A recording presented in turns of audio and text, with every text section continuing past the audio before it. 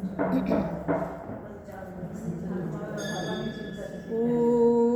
सहना भवतु सहनौ भुनक्तु सह वीर्यं करवावहै तेजस्विनावधीतमस्तु मा विद्विषावहै।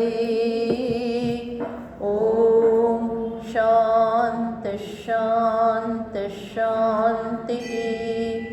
ॐ पूर्णमदः पूर्णमिदं पूर्णात् पूर्णमुदच्यते पूर्णस्य पूर्णमादाय पूर्णमेवावशिष्यते।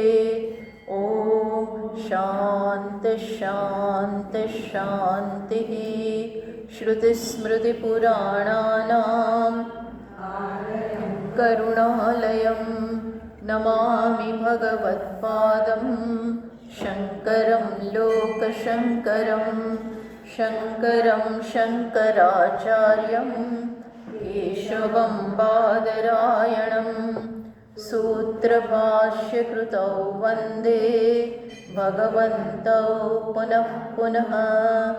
ईश्वरो गुरुरात्मेति मूर्तिभेदविभागिने व्योमवद्व्याप्तदेहाय दक्षिणामूर्तये नमः।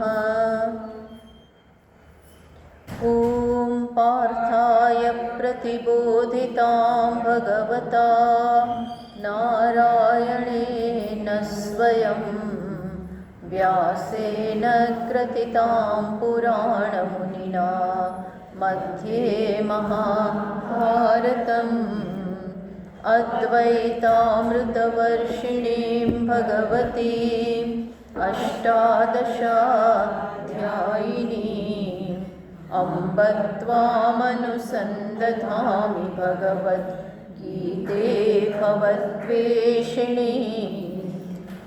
यं यं ब्रह्मा वरुणेन्द्ररुद्रमरुतः स्तुन्वन्ति दिव्यैस्तवैः वेदैः साङ्गपदक्रमोपनिषदैः गायन्ति यं सामगाः ध्यानावस्थिततद्गतेन मनसा पश्यन्ति यं योगिनः यस्यान्तं न विदुःसुरासुरगणाः देवाय तस्मै नमः।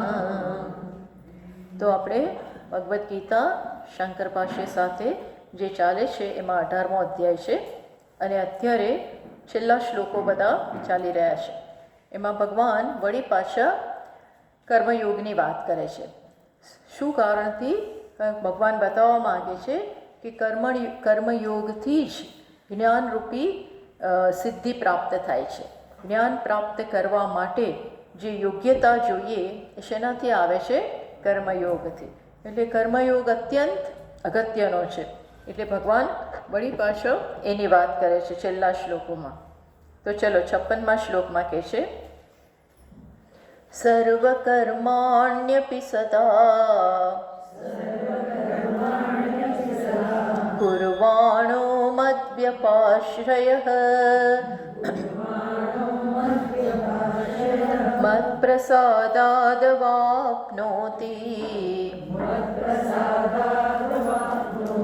શાશ્વતં પદમવ્યયમ. તો ભગવાન સ્પષ્ટ શબ્દોમાં કહે છે સર્વકર્માણ્યપિ સદા કુર્વાણઃ મદ્વ્યપાશ્રયઃ. જે વ્યક્તિ બધા જ કર્મો મારો આશ્રય લઈ અને કરે છે. ટૂંકમાં જેનો આશ્રય માત્ર હું જ છું એવો બની અને બધા જ કર્મો મને સમર્પિત કરે છે.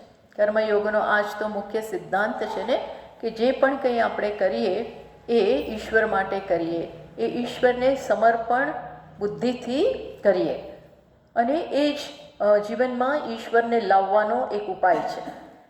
સૌથી પ્રથમ માણસમાં ભક્તિ ન હોય, આ બધું ન હોય ત્યારે ઈશ્વરને જીવનમાં લાવવાનો શ્રેષ્ઠ ઉપાય કયો છે? તો કે કર્મયોગ. તો ભગવાન કહે છે આવું કરવાના પરિણામે શું રિઝલ્ટ આવશે? તો મત પ્રસાદાત, મારા પ્રસાદથી, મારી કૃપાથી શું મળશે? તને શાશ્વત પદ મળશે.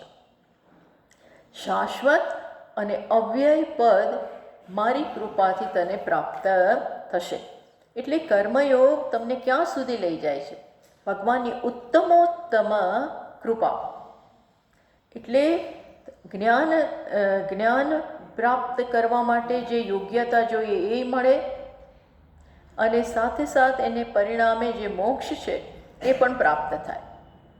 કારણ કે પછી ભગવાનની કૃપા પ્રાપ્ત થાય છે, અને ઈશ્વરની કૃપા કંઈ પણ કરવા માટે સમર્થ છે.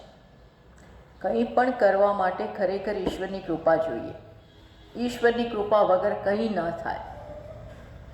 તો એને પ્રાપ્ત કરવાનો, ભગવાનને રીઝવવાનો, ભગવાનને પ્રસન્ન કરવાનો, ભગવાનની કૃપા ખેંચી લાવવા માટે કયો ઉપાય છે? કર્મયોગ. બધા. અને એને કરવાનું કેવી રીતે? પ્રશ્ન થાય ને, તો કે જે બધું મારા માટે કરો. સાદામાં સાદું જીવન જીવતા હો, જીવનમાં જે પણ એ જ અહીંયા કહે છે. ચલો આપણે વાંચીએ. સર્વ કર્માણી પ્રતિષિદ્ધાની અપી સદા કુર્વાણઃ. ટૂંકમાં આપણાથી ભગવાન કહે છે સર્વ કર્મો એટલે શું? બધા જ કર્મ. એમાં કોઈ ક્યારેક મારાથી ખોટા કર્મો કદાચ થઈ જતા હોય તો ભગવાનની કહેવાનો ભાઈ આ થઈ જાય છે, તું માફ કરજે, તું આને સંભાળી લેજે, તું આને સંભાળી લેજે. એટલે એકે એક કર્મમાં ઈશ્વરનો આશ્રય લે. જેમ કે આપણે એક એવી કથા પણ સાંભળીએ છીએ. કોઈ એક મહાત્મા થઈ ગયા, રાયદાસ કે એવા કોઈક, જેનું પ્રોફેશન, જેનું કામ હતું પેલા ચામડા સાથે કામ કરવાનું. મરેલા પ્રાણીઓના ચામડાનું કામ હતું એમનું. તો એમાં એ તરી ગયા. બોલો, હવે આવા કામમાં જ્યાં ચોખ્ખી ને ચોખ્ખી હિંસા છે, એટલે એ હિંસા નહીં કરતા હોય પણ એ ચામડાનો ઉપયોગ તો કરે જ છે ને, પણ એમાં તરી ગયા. કેમ? કારણ કે એ કરતાં કરતાં પણ એ કહે છે કે મને મારા કુટુંબથી આ જ કામ પ્રાપ્ત થયું છે, એ સિવાય બીજું તો મારી પાસે કંઈ જીવાદોરી છે નહીં, પણ આ કામ પણ હું ઈશ્વરની ભક્તિ માટે કરું છું. આનો જે પણ ચામડાનો ઉપયોગ છે તો એનાથી હું જે કંઈ બનાવું છું, જે કંઈ કરતા હશે તો એમાં ઈશ્વરને એમણે જોડી દીધા. આ બધું તમારા માટે થાય છે. ટૂંકમાં પ્રત્યેક કર્મ ઈશ્વરને સમર્પિત કરો. મદ વ્યપાશ્રય, મને જેને મદ વ્યપાશ્રય એટલે શું? જેણે મારો આશરો લીધો છે, જેને જીવનમાં એકમાત્ર આશ્રય કોણ છે? તો કે ભગવાન. આપણા નાના મોટા બીજા કોઈ આશ્રય હોય, પતિ હોય કે પિતા હોય કે ભાઈ હોય કે દીકરો હોય, જે પણ, એ બધા તો છે, પણ મુખ્ય આશ્રય કયો? મુખ્ય આ બધા પણ જો મને આશ્રય આપતા હોય તો સમજવું ઈશ્વરની કૃપા છે, ઈશ્વરના કારણે. એટલે દરેકમાં ઈશ્વર રહેલો છે. તો મનથી આપણે એ ઈશ્વરને જ મુખ્ય આશ્રય માનીએ.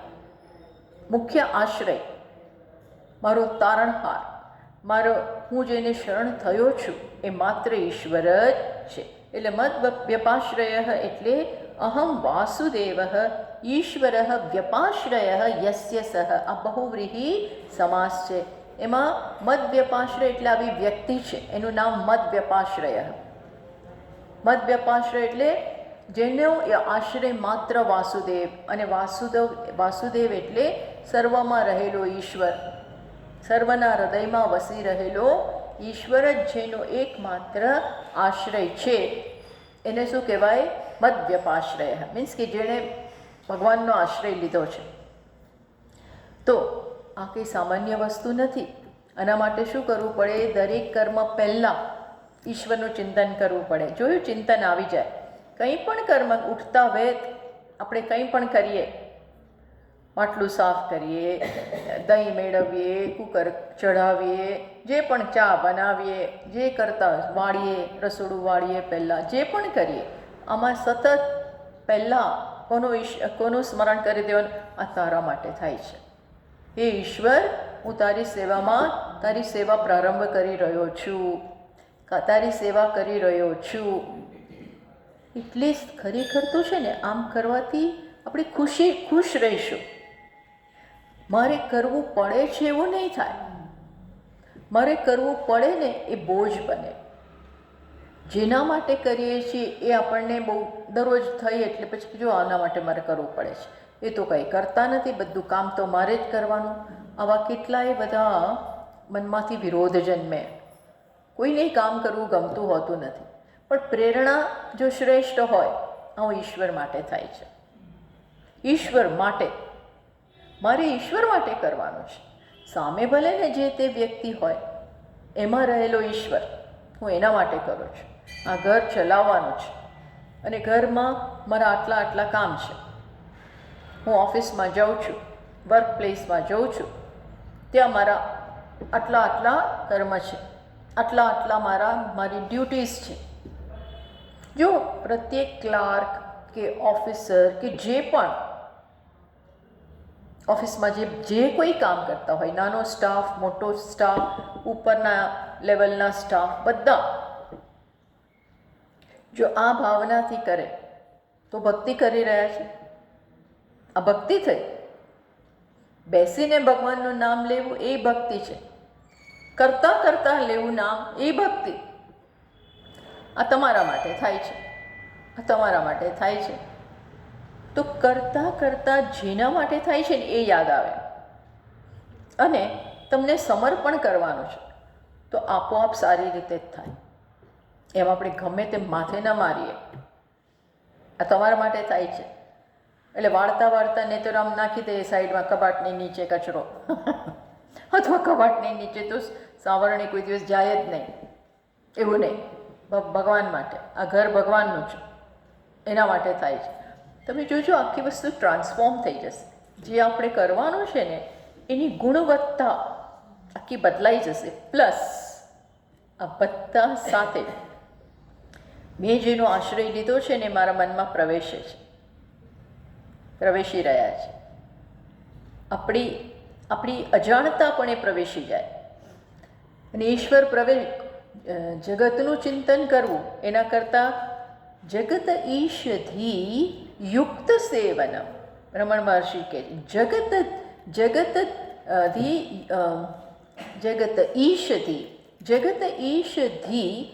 ઈશ્વર છે એવી બુદ્ધિથી યુક્ત થઈ અને સેવા કરો તો શું? ચિત્ત શોધકમ. આ શું બની જાય? ચિત્ત શોધકમ. ચિત્તની શુદ્ધિ, ચિત્તની સફાઈ કામ શરૂ થઈ ગયું. ચિત્તનું સફાઈ કામ શરૂ થઈ જાય છે.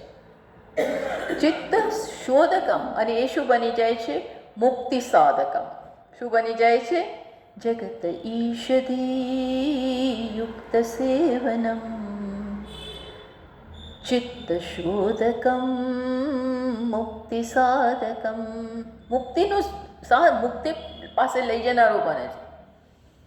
એટલે એવું નહીં કે હું આ બધામાંથી રિટાયર થાઉં અને પછી ભગવાનનું નામ લેવાનું શરૂ કરું તો બહુ મોડું થઈ જાય.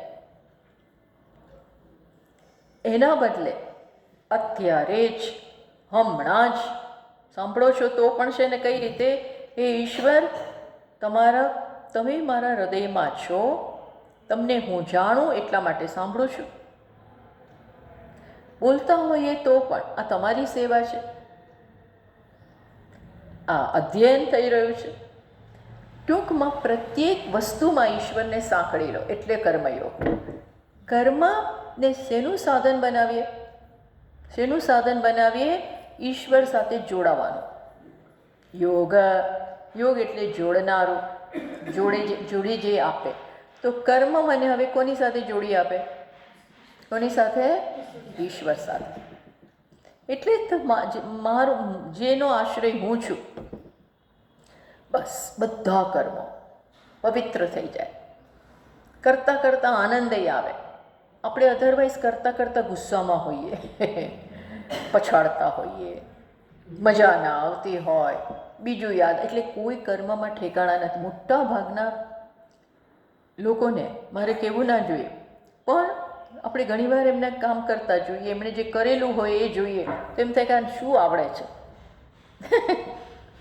આપણે કોઈના જજ બનવા માટે લાયકાત ધરાવીએ છીએ કે નહીં કોઈને ખબર, આપણને ખબર નથી. પણ કર્મ કરતા હોય અને કર્મ કરીને જે મૂકે એના ઉપરથી ખબર પડે કે આનું ચિત્ત બીજે છે, આનું ચિત્ત ક્યાં છે, ઠેકાણે નથી. એટલે જ કામમાં કોઈ ભલીવાર ના હોય. કામમાં ભલીવાર ના હોય, ન આવડતું હોય એટલે ના હોય. ન આવડતું હોય તો એને શીખવું હોય, શીખવાની તૈયારી કરે. મને તો આવડતું નથી એમ કહીને બેસી જવું એ પણ એક છૂટવાની રીત છે. મન ન આવડે એ છૂટી જાઓ એમ કહીને છૂટી જાઓ. પણ નથી આવડતું પણ શીખવાની તૈયારી છે. ભાઈ શીખવાડ તો શીખશે પણ ખરા. એટલે કર્મની ગુણવત્તા ક્યારે આવે છે? જ્યારે હું પ્રેમથી કરું, સિન્સિયરલી કરું, જે આવ્યું છે એને વધાવું અને એમાં મારું શ્રેષ્ઠ રેડું. કારણ કે કોના માટે થાય છે? જેના માટે કરતા હોય ને એને માટે આપણને રિસ્પેક્ટ હોય, પ્રેમ હોય તો શ્રેષ્ઠ રીતે થાય.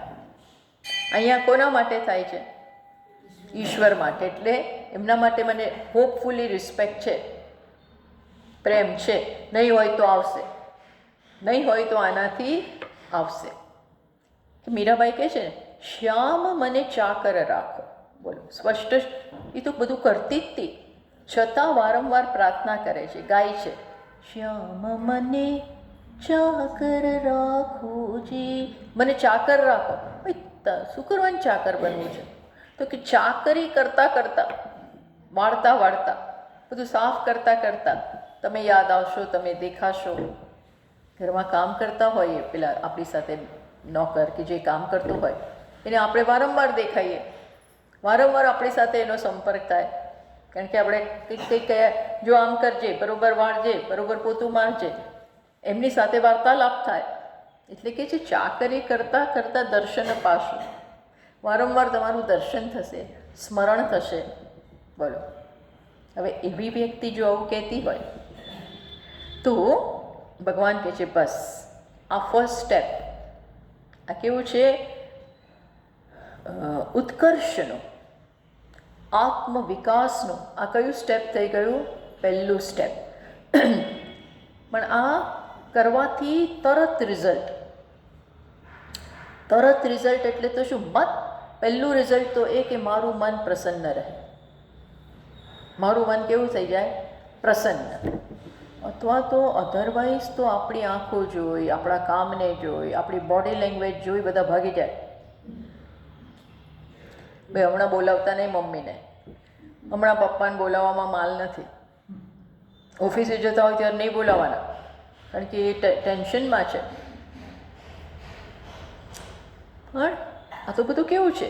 ધીમે ધીમે આ થાય, તરત નથી થતું. ધીમે ધીમે ધીમે આપણે રિલેક્સ્ડ, ધીમે ધીમે ધીમે ઈશ્વરના ચિંતનમાં ગળાડૂબ થઈ જઈએ તો એનાથી તરત આપણું મન પવિત્ર થાય છે. અને ભગવાન કહે છે શું રિઝલ્ટ? તો કે મત પ્રસાદાત. તો શું છે? મમ ઈશ્વરસ્ય પ્રસાદાત. આટલું જ લખ્યું છે ભાષ્યકારે. તો મારા ઈશ્વરના પ્રસાદથી તને શું મળશે? આપનોતી શાશ્વતમ પદમ અવ્યયમ. શાશ્વતમ અવ્યયમ પદમ આપનોતી. અવાપ નિત્યમ વૈષ્ણવમ પદમ. કેવું પદ મળશે?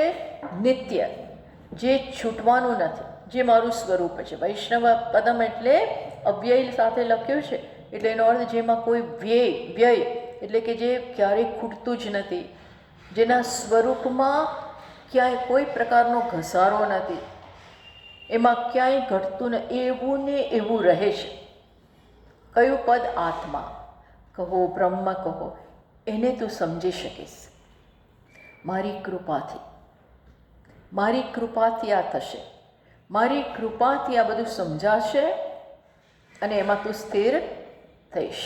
એ જ વસ્તુ આગળ કહે છે યસ્માત એવમ તસ્માત. આવું હોવાને કારણે ભગવાન આગળ કહે છે, આવું આગળ અહીંયા જે વાત કરી એવું હોવાને કારણે ભગવાન કહે છે 57મા શ્લોકમાં ચેતસા સર્વકર્માણિ મયि સંન્યસ્ય મત્પરઃ બુદ્ધિયોગમુપાશ્રિત્ય મચ્ચિત્તઃ સતતં ભવ. ભગવાન કહે છે ચેતસા ચિત્તથી બધા જ કર્મો મારા મનથી ચિત્તથી બધા જ કર્મો મને સમર્પણ કરી દે. ચિત્ત વાપરવું પડે. જો ચિત્ત નહીં વાપરીએ મીન્સ કે બુદ્ધિનો ઉપયોગ કરવો પડે. કરતાં કરતાં ભગવાનને યાદ કરો. કરતાં કરતાં આ તમને જાય કે ઈશ્વરનું ચિંતન થાય. ઈશ્વર ક્યાં નથી? સર્વત્ર છે. સર્વત્ર.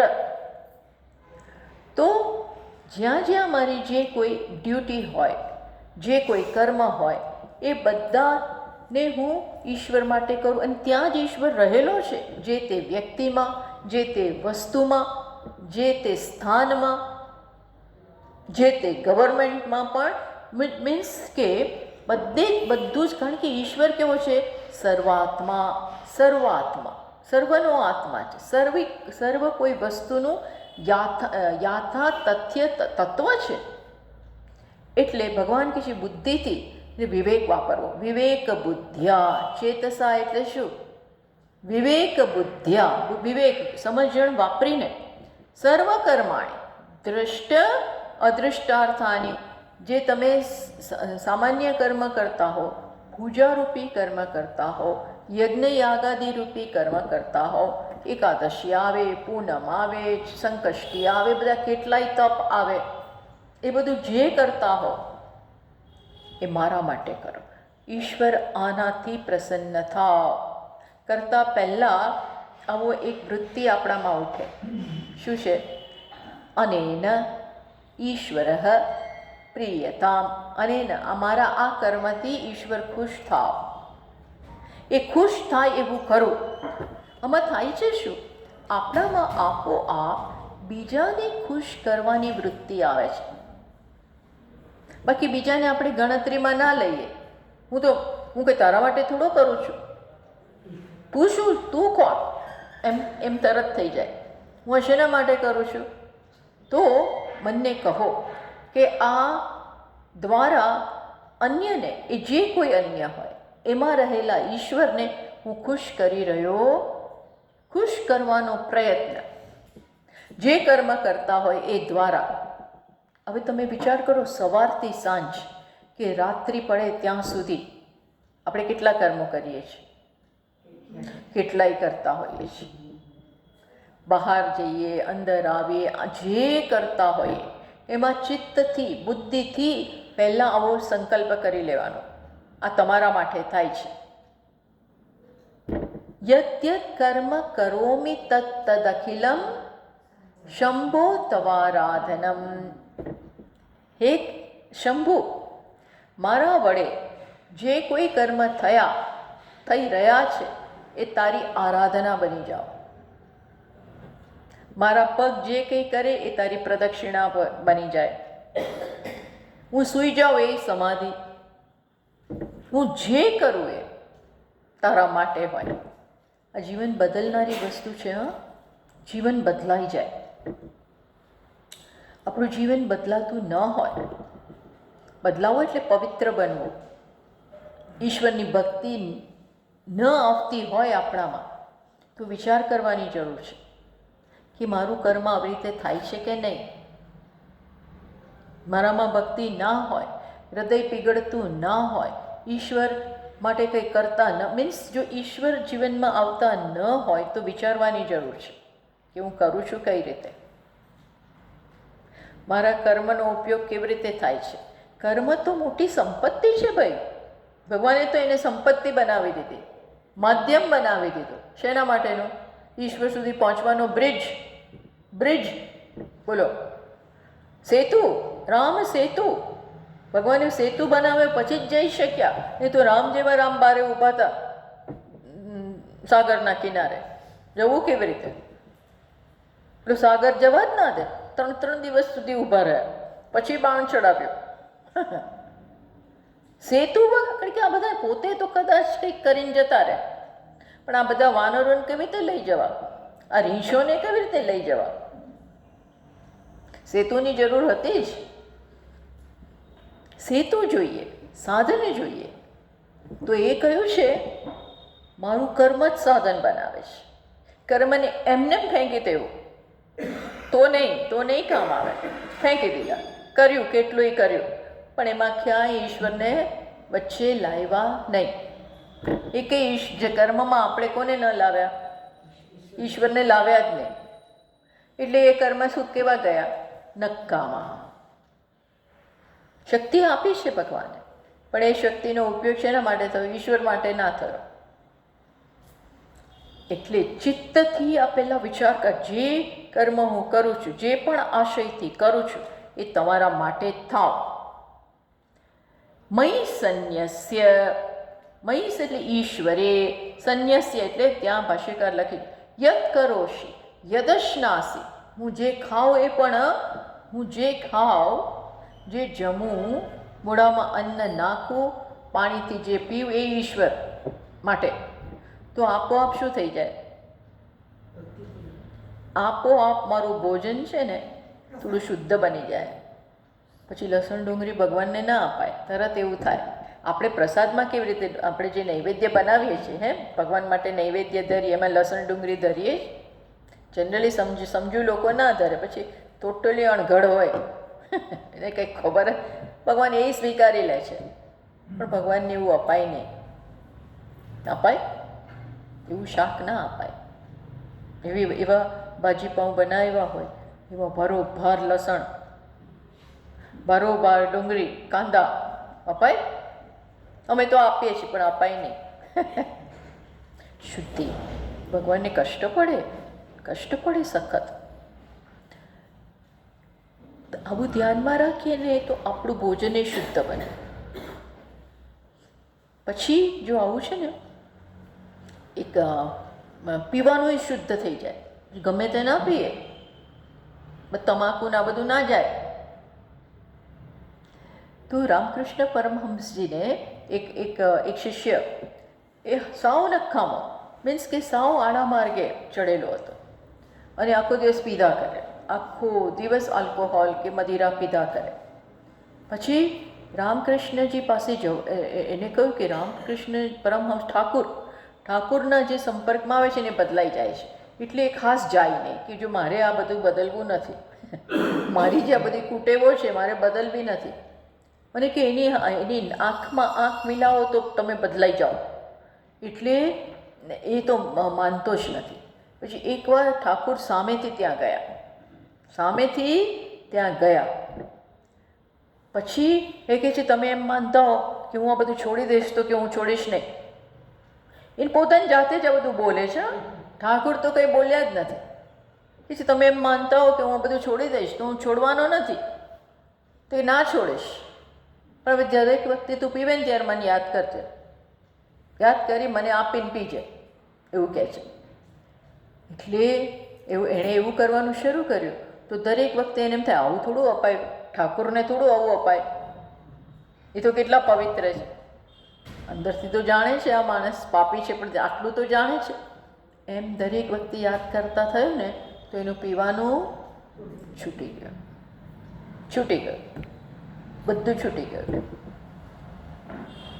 એમ કે છે ભગવાન કે બુદ્ધિ યોગમ ઉપાશ્રિત્ય. બુદ્ધિ યોગ એટલે શું? મયી સમાહિત બુદ્ધિત્વમ. બુદ્ધિ મારામાં મન જેનું સમાહિત થાય છે વિચારથી. મનમાં ઈશ્વર માટે રોટલી થાય છે, ઈશ્વર માટે હું ચાલું છું, ઈશ્વર માટે આ બેંકમાં જઉં, જે પણ આ બધામાં ઈશ્વરને લાવી દઈએ. એને શું કહે? બુદ્ધિ યોગ. બસ આનો આશ્રય લો. એટલે બુદ્ધિ ચલાવવી પડે. એમાં આપણે જે પેલા યાંત્રિક બની ગયા, ઉઠીને ઊંધું નાખીને કામ કરીએ, અને એમાં કેટલાય આવે ને વચ્ચે આપણે 2-3 ગુસ્સે થઈ જઈએ, આમ કરીએ તેમ કરીએ. એ બધું ધીરે ધીરે સુધરી જાય. તો કે છે બુદ્ધિ યોગમ ઉપાશ્રિત્ય અનન્ય શરણત્વમ, મારો એકમાત્ર આશ્રય ભગવાન ભગવાન ભગવાન ભગવાન. દરેક કર્મમાં આપણે આ રીતે કરતા જઈએ ને એટલે સવાર બપોર સાંજ ઈશ્વર આપણામાં આવી ગયો. આપણા ચિત્તમાં ઈશ્વર આવી ગયો એવું થાય છે બસ.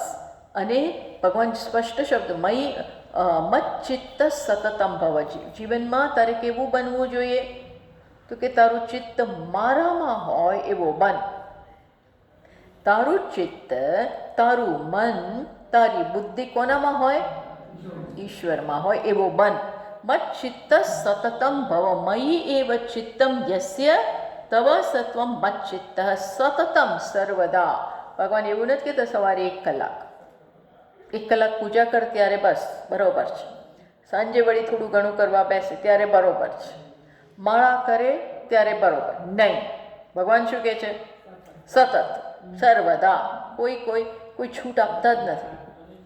એના માટે એવું ના કીધું આખો દિવસ બેસી જા અને માળા કર, એવું ના બોલ્યા, એવું બોલ્યા જ નથી. એમણે શું કહ્યું? કર તું તારું કર, જે કરવાનું હોય એ કર. એ બધા કર્મને શું બનાવી દે? માળાનો મણકો. એક મણકો આપણે બોલતા જઈએ, શ્રી રામ જય રામ જય જય રામ, અને માળાનો મણકો ફરે. પછી બીજો બોલીએ ઓમ નમઃ શિવાય, માળાનો મણકો ફરે. એમ એક કર્મ. અને કોણ? ભગવાન માટે. આનાથી મારા ઘરમાં રહેલા ભગવાન પ્રસન્ન થાવ, મારા હૃદયમાં, અન્યના હૃદયમાં રહેલા ભગવાન પ્રસન્ન થાવ, પ્રસન્ન થાવ, પ્રસન્ન થાવ, તમે ખુશ થાવ. બસ ખુશ કરો. કોઈ પણ શેનાથી ખુશ થાય છે? પ્રેમથી ખુશ થાય, સિન્સિયરિટીથી ખુશ થાય, કોમળતાથી ખુશ થાય. તો આવું કરવાથી આપણું ચિત્ત બદલાય. ચિત્ત બદલાય જ. મત ચિત્ત સતતમ ભવ. તો પણ એવું તમારું ચિત્ત આવું થશે, એનો લાભ શું? એનો મને મળશે શું? તો કહે છે સ્પષ્ટ. અહીંયા જો વળી પાછા કેટલી વચનો આપે છે. જુઓ, મચ્ચિત્ત સર્વ દુર્ગાણી મત પ્રસાદાત તરિષ્યસે અથ ચેત્વમહંકારાત.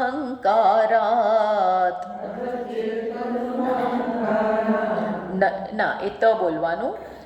અથ ચેત્વમહંકારાત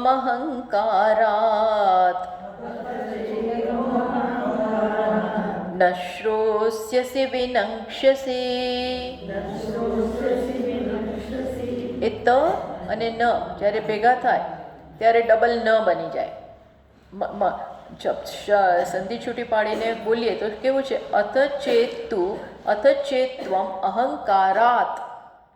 બીજો શબ્દ શું છે? ન શ્રોષ્યસી. જો અહંકારને કારણે તું મારી વાત માનીશ નહીં, ન શ્રોષ્યસી, તો શું રિઝલ્ટ આવશે? વિનક્ષ્યસી, નાશ થશે. અને જો મારી વાત માનીશ અને મારા માટે બધું કરીશ, મત ચિત્ત, જેનું ચિત્ત મારામાં જ છે એવી રીતે તું બધું કરીશ તો શું થશે? મત પ્રસાદાત, મારી કૃપાને કારણે, સર્વ દુર્ગાણી મત પ્રસાદાત બધા દુર્ગ, બધા વિઘ્નો, બધા જ વિઘ્નો, આધ્યાત્મિક, આધિભૌતિક, આધિદૈવિક, પણ દરેક વિઘ્નોનું મૂળમાં શું રહેલું છે? અવિદ્યા. મુખ્યત્વે તો અવિદ્યા છે ને, અજ્ઞાન જ. પૂર્ણ આનંદથી, પૂર્ણતાથી, પૂર્ણ સંતોષથી આપણને દૂર રાખનારી તો અવિદ્યા જ છે. તો એ બધી તરી જઈશું આનાથી. ટૂંકમાં સંસારનો એન્ડ આવવા માંડશે. આ ભવાટવીમાંથી બહાર નીકળવાનો રસ્તો ખુલી ગયો.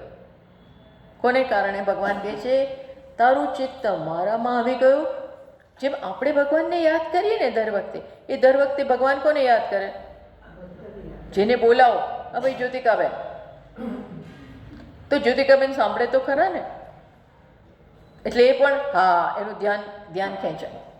હું જેને બોલાવું, વર્ષાબેન, એટલે વર્ષાબેનનું ધ્યાન ખેંચાય. સુનંદાબેન, એમનું ધ્યાન ખેંચાય. સમજ પડી? એમ ભગવાનને હું સતત બોલાવું, સતત સ્મરણ કરું, એટલે એનું ધ્યાન ક્યાં જાય? જે બોલાવતું એના તરફ જાય ને. આ તો બહુ એકને એક બે જેવું છે. જેને બોલાવો એ સાંભળે ને એનું ધ્યાન જાય. માણસ ઊંઘતો હોય ને અને આપણે કહીએ ઊઠ, હવે ઊઠ, ઘણીવાર તેનું નામય ના બોલીએ, ઊઠ ઊઠ એમ કહીએ તો ત્રીજી વારે સફાળો બેઠો થાય. કેમ? ભર ઊંઘમાં હોય. ઘણાને બહુ વાર લાગતી હોય છે, પણ તો એ બે ત્રણ આમ ધોલ મારો, પાણી નાખો, હલાવો જોરથી, પછી તો ઉઠે. કુંભકર્ણ ના હોય તો, કુંભકર્ણ હોય તો એને 6 મહિના લાગી જાય ઉઠતા ઉઠતા. પણ કુંભકર્ણને ઉઠાડવા માટે છે ને એટલા નગારા વગાડ્યા. લડાઈ વખતે, યુદ્ધ વખતે બહુ બધા કરી કરીને એને ઉઠ્યો ખરો છેલ્લે. એમ તમે ભગવાનને સ્મરણ કરો એટલે ભગવાનને થાય કે મને કોઈ બોલાવે છે, મારું કોઈ સ્મરણ કરે છે. તરત નોંધાઈ ગયું, એમના રજિસ્ટરમાં નોંધાઈ ગયું. અને એ શું કરે કે આપણને પાર કરવાનો માર્ગ ખુલતો જાય છે. ભગવાન કહે છે આ જે મારી વાત છે એ તું નહીં સાંભળે. ના ના, તો બોલે છે, હું તો મારે જેમ કરવું હશે એમ જ કરીશ, હું યુદ્ધ નહીં કરું. આ બધું કોને કહેવામાં આવે છે અત્યારે? અર્જુનને. અને અર્જુનની સામે કયું કર્મ છે? યુદ્ધરૂપી કર્મ છે. એટલે એ અર્જુન એવું માનતો હતો કે આ યુદ્ધ થોડું તમારા માટે કરાય, આ યુદ્ધ તો ચોખ્ખી ને ચોખ્ખી હિંસા છે. તો કે એ જ તારી સમજ ખોટી છે. આ યુદ્ધ શું છે? ખરેખર ધર્મ છે. અત્યારે ધર્મ કર્મ છે. આ યુદ્ધ શેના માટે થાય છે? બીજાનો દેશ પચાવી પાડવા માટે નહીં, શત્રુઓને હરાવી અને એમની જગ્યા પચાવી પાડવા માટેનું આ યુદ્ધ નથી. આ શેના માટેનું યુદ્ધ છે? ધર્મ કર્મ. સાધુઓને બચાવવા માટે, ધર્મની સ્થાપના કરવા માટે, દુષ્ટ લોકોને સીધા કરવા માટે, એના માટેનું આ કર્મ છે. એટલે એ તારું કર્તવ્ય છે, મોટું કર્મ. પણ તું એમ માનીશ કે માં તો ભગવાન બોલે, મારે તો હું માનતો નથી, હું માનતો નથી. તો શું થશે? ભૂલી ગયા અત્યારે તો ભગવાન, તારો નાશ થશે. તો ભગવાન આવા શ્રાપ આપે છે? ના, શ્રાપ નથી આપતા. પણ મારો સ્વભાવ જેનો બનેલો હોય એને પહેલાં શુદ્ધ કરવો પડે. અર્જુન રજોગુણી છે. ટૂંકમાં એનામાં કર્મ પ્રત્યેનો પ્રેમ છે, કર્તવ્ય પ્રત્યેનો, એનામાં એ બધું રજોગુણ છે. એ રજોગુણને તમારે યોગ્ય જગ્યાએ રજોગુણ દ્વારા તમે હિંસા કરો, ગુસ્સો કરો, એ બધું કરો તો એવી રીતે થાય. પણ એને બદલાવી નાખવો હોય તો તમારે શેના માટે કર્મ કરવું જોઈએ? ઈશ્વરની ભક્તિ દ્વારા તમારામાં જે શક્તિ છે એને યોગ્ય માર્ગે, સત્યના માર્ગે વાળો, તો એમાંથી તમે ધીમે ધીમે ધીમે સાત્વિક બનો. તારી સામે આ જ છે અને એમાંથી છૂટા એમ છે નહીં. તો ભગવાન એટલે કહે છે મત ચિત્ત, જેનો ચિત્ત મારામાં છે એ સર્વ દુર્ગાણી, બધા દુર્ગ. એટલે કયા કયા? સર્વાણી દુસ્તરાણી સંસાર હેતુ જાતાની, બધા દુર્ગ જે સંસારના હેતુ છે, સંસારનું જે કારણ છે. સંસારનું કારણ શું છે? મુખ્ય અજ્ઞાન. મુખ્ય કારણ તો અજ્ઞાન ને, સ્વરૂપને ન જાણવું એ મુખ્ય કારણ છે સંસાર. અને અજ્ઞાનમાંથી શું જન્મે? રાગ, દ્વેષ, સૌથી પહેલાં અહંકાર, મારું, તારું, રાગ, દ્વેષ, ધીમે ધીમે ક્રોધ, આ બધું આવતું જાય. તો આ બધા જે સંસારના કારણો છે એમાંથી તું તરી જશે. સાચા ભક્તનો સ્વભાવ પરિવર્તન થાય જ. જો ભગવાનને ભજે અને એનામાં પરિવર્તન ન આવે એવું ના બને. એટલે કે છે મત પ્રસાદાત અતિક્રમિષ્યસી, તું આ બધું જમ્પ કરી દઈશ. તમે જમ્પ કરો, ઊંચો કૂદકો મારો એટલે પેલું એટલું, આપણે ખબર છે રેસ ચાલતી હતી, હર્ડલ રેસ. એટલે બધા વચ્ચે મૂક્યા હોય એને કૂદવાના, જે કૂદીને બધું પાર કરીને પહોંચી જાય એને ફર્સ્ટ નંબર આવે. તો ભગવાન કહે છે આનાથી તારો ફર્સ્ટ નંબર. તું બધા વિઘ્નોને તરી જશે, અંદરના બહારના બધા વિઘ્નોને. અથ છેદ, હવે પાછા જો પહેલા લાઈનમાં મારી કૃપાથી શું થાય, મને બધું સમર્પણ કરવાથી શું થાય એ કીધું. અને બીજી લાઈનમાં શું કહે છે, જો તું આ બધું નહીં માને. અથ ચેત યદિ ત્વમ મદુક્તમ અહંકારાત પંડિત અહમિત, જો તને તારા વિશે બહુ વહેમ હશે કે હું જાણકાર છું, હું મોટો પંડિત છું, મને બધું આવડે છે, મારે ભગવાન જે કહે છે માનવાની જરૂર નથી, મારું મન કહેશે એમ જ હું કરીશ. આવું ઘણાને વહેમ હોય છે, મારું મન કહેશે. ભાઈ તારું મન તારા સ્વભાવ પ્રમાણે બોલવાનું. જેનું સાત્વિક મન હોય એને યોગ્ય વિચાર આવે, પણ જેનું મન તામસિક હોય, જેનું મન રજોગુણી હોય એને કેવા વિચાર આવે? એવા જ વિચાર આવે. ભગવાને કહ્યું 14મા અધ્યાયમાં કે જ્યારે સાત્વિક વ્યક્તિ બને ત્યારે એને બધું સાચું સૂઝે, બધી ઇન્દ્રિયોમાંથી એને પ્રકાશ ટૂંકમાં એ બધી જ જગ્યાએ પવિત્રતા જોઈ શકે, સાચો વિચાર એને આવી શકે. પણ રજોગુણી હોય એને લોભ દેખાય, ક્રિયા દેખાય, મહત્વાકાંક્ષા દેખાય, પછાવી આ સ્વાર્થ બધું વધારે હોય.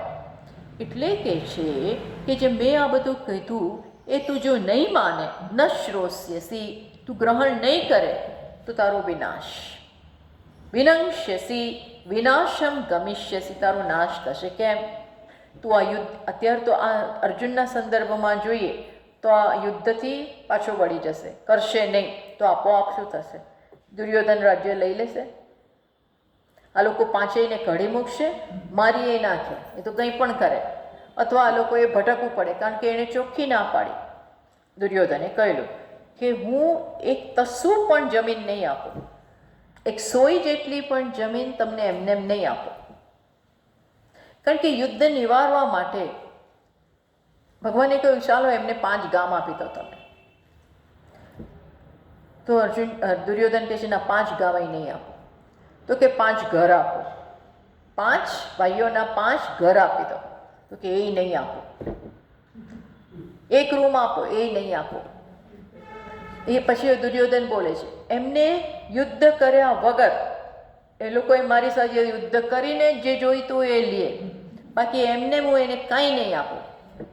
એટલે દુર્યોધનને જો બધું કેવું સૂજે છે, 5 ઘર આપી દીધા હોત તો બચી જાત.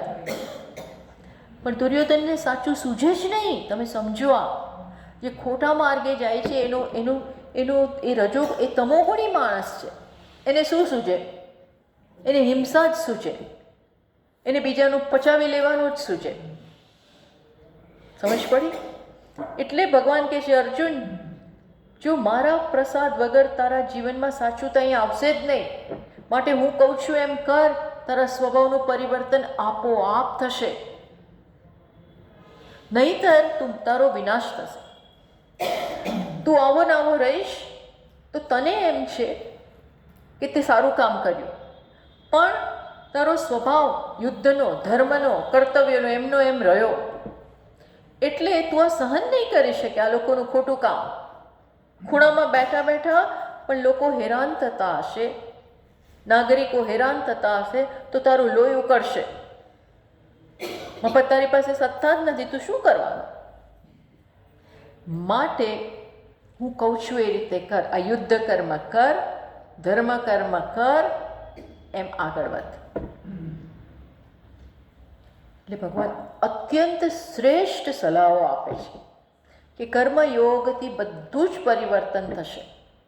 આ બધું કહી ગયા છે, છતાં ફરી છેલ્લે આ બહુ ઇમ્પોર્ટન્ટ છે. જ્ઞાનની વાત હોય છેલ્લે બહુ નથી કરતા. કોની વાત કરે છે? કર્મયોગની વાત. હજી પાછા હવે સમજાવશે.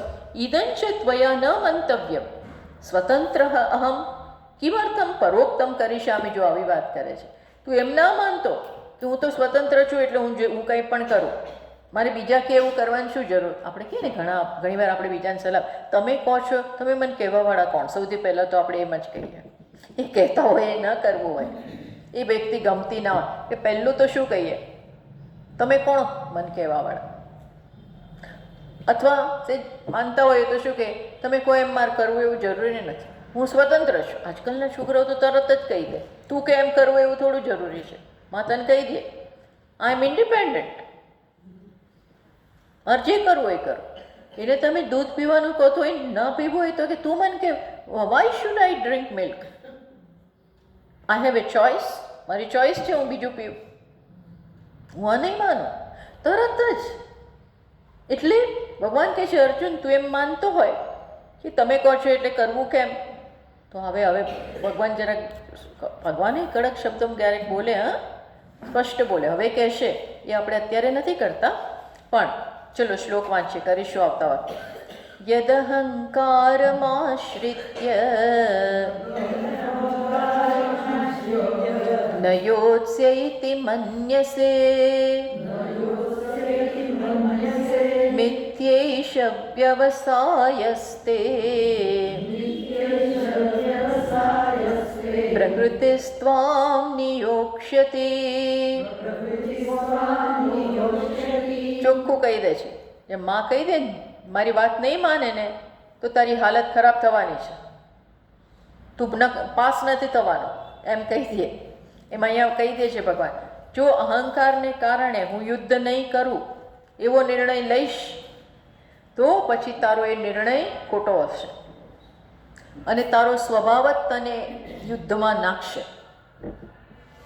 વહેલો મોડો તું લડીશ, કારણ કે એ સ્વભાવ ગયો નથી. ટૂંકમાં હવે સ્પષ્ટ 2 શ્લોકમાં એ સ્વભાવની વાત કરે છે, એ આપણે આવતા વખતે જોઈએ. ઓમ પૂર્ણમદ પૂર્ણમિદં પૂર્ણાત પૂર્ણમુદચ્યતે પૂર્ણસ્ય પૂર્ણમાદાય પૂર્ણમેવાવશિષ્યતે. ઓમ શાંતિ શાંતિ શાંતિ. શંકરં શંકરાચાર્યં કેશવં બાદરાયણં સૂત્રભાષ્યકૃતૌ વંદે ભગવन्तૌ પુનઃ પુનઃ. ઈશ્વરો ગુરુરાત્મેતિ મૂર્તિભેદવિભાગિને વ્યોમવદ્વ્યાપ્તદેહાય દક્ષિણામૂર્તયે નમઃ. ઓમ શાંતિ શાંતિ શાંતિ. હરિ ઓમ શ્રી ગુરુભ્યો નમઃ. હરિ ઓમ.